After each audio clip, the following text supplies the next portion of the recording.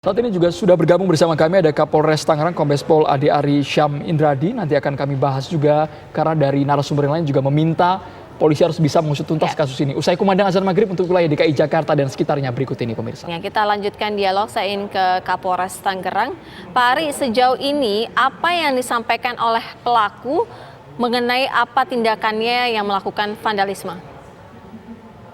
Baik, begini ya. Berdasarkan BAP-nya, alasan pelaku adalah karena didasari emosi awalnya. Ya, emosi karena beberapa minggu terakhir tidak diizinkan keluar rumah oleh orang tuanya. Kemudian ditambah lagi pelaku meyakini bahwa apa yang dia lakukan kemarin itu adalah perbuatan yang benar.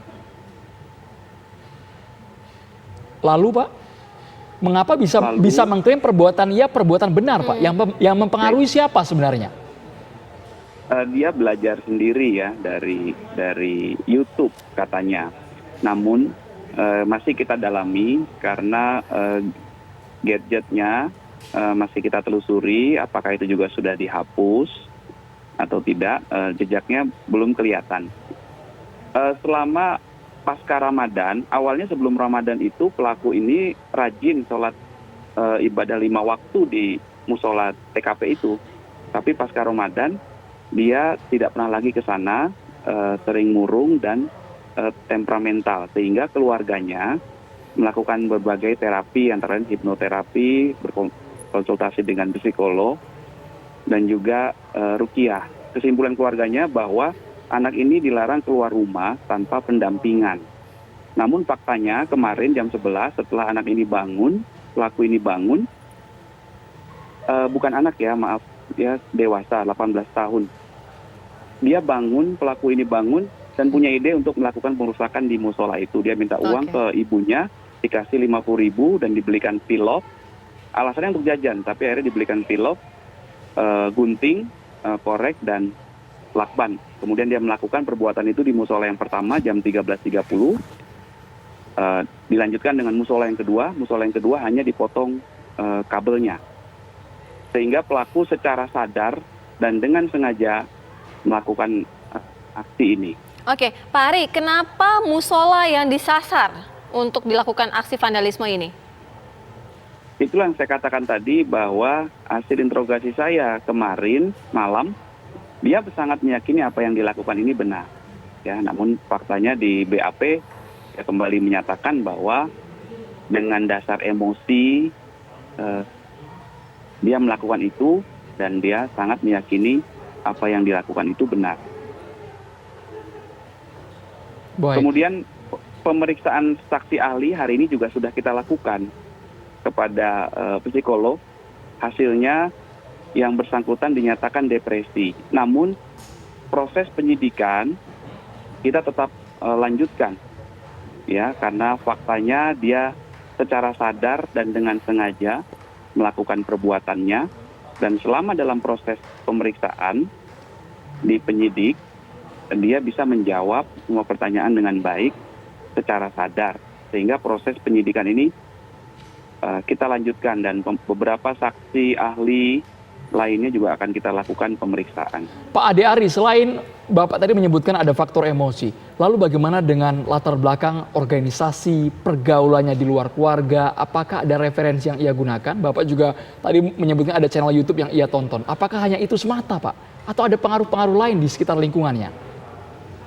Sampai dengan saat ini kami belum menemukan adanya pengaruh lain ataupun organisasi tertentu, tidak ada ya faktanya. Namun terus kita lakukan pendalaman yang jelas dengan luapan emosi dan dengan pemahaman yang dia yakini, dia akhirnya melakukan perbuatan itu dan dia sudah menyesali perbuatannya. Ya, tadi kita lakukan press release bersama Bapak Bupati jam 12 siang. Itu tersangka juga menangis ya, menangis. Dia menyesali perbuatannya dan malam kemarin saat saya lakukan diskusi yang dia ngotot bahwa perbuatannya benar, ketika saya ajak diskusi bahwa perbuatannya itu tidak baik, dia langsung diam ya dan menyadari bahwa perbuatannya itu merugikan orang lain. Baik, tadi ada juga desakan dari Wakil Sekjen MUI agar jangan sampai segera menyimpulkan bahwa ini ada gangguan kejiwaan atau tadi yang sempat disampaikan oleh Pak Ari. Pak Ari. Kita tidak menyimpulkan, saya hanya menjelaskan fakta-fakta dan proses-proses penyidikan. Dan saya sudah sampaikan bahwa proses penyidikan berlangsung kembali dan berlanjut, ya. Walaupun hasil dari psikolognya seperti itu, tidak apa-apa. Nanti itu akan dibuktikan di proses persidangan, ya. Tugas kami adalah mengumpulkan fakta, bukti-bukti, dan juga memeriksa beberapa saksi dan juga mengumpulkan keterangan ahli. Oke, Baik, terima kasih banyak Pak Adi Ari dari Kapolres Tangerang sudah bergabung bersama kami di Kabar Petang. Kiai Tengku, kita ingin minta pandangannya sekaligus closing statement juga ketika pelaku dinyatakan polisi secara sadar dan telah menyesali perbuatannya. Ya, kalau saya secara pribadi kalau dia sadar dan menyesali perbuatannya bisa dimaafkan karena Islam itu pemaaf. Tetapi kalau polisi memandang ini proses harus dijalankan terus ke ranah hukum, itu hak polisi sepenuhnya.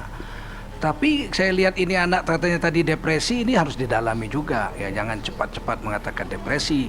Buktinya dia menjawab dengan baik ya. Inilah yang perlu didalami betul-betul.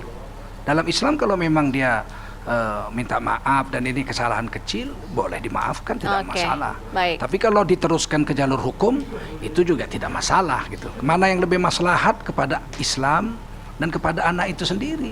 Begitu, terima kasih. Oke, baik. Pak Musni Umar, closing statement. Ya, pertama saya sampaikan apresiasi kepada Pak Polisi yang sudah melakukan penyidikan dengan baik, dan dari pernyataan yang disampaikan oleh tersangka itu kita bisa untuk sementara mengatakan bahwa dia memang dia waras karena dia sadar apa yang dilakukannya. Oleh karena itu saya sekali lagi seperti yang Pak Polisi sampaikan tadi, supaya diteruskan ke pengadilan dan memaafkan tadi ini bukan persoalan orang per orang, tapi persoalan pelanggaran hukum, kemudian persoalan di mana menciptakan kegaduhan di masyarakat, Oke, poinnya sudah kita dapat, Pak pertentangan. Jadi ya. Baik. Jadi saya kira itu barangkali. Makasih, Pak. Terima kasih Pak Musni. Pak Kapitra. Ya, menarik tadi apa yang disampaikan Pak Polisi. Dia dipicu oleh rasa marah, emosi. Apa yang membuat dia emosi? Sementara satu sisi dia adalah lelaki yang taat, ya, beribadah waktu bulan Ramadan dan sebagainya. Ini harus dilihat nih. Terminologi marah ini, apakah dia marah karena dia melihat begitu banyaknya orang-orang yang mengaku ulama terus beringas, membawa agama ini sangat beringas pada hari ini, atau dia marah karena ada sesuatu yang menekan dia, atau ada referensi, atau ada yang dia baca, atau realitas yang dia lihat. Yang Islam yang rahmatan lil alamin itu menjadi Islam yang sangat beringas, orang bertakbir sembarang tempat pada waktu yang salah, sehingga memunculkan kebencian kepada Islam sendiri. Dan kita harus lihat hal-hal seperti ini agar apa? Agar Islam itu terjaga Pak Kapitra pendalaman dari pihak kepolisian yang mengotorinya.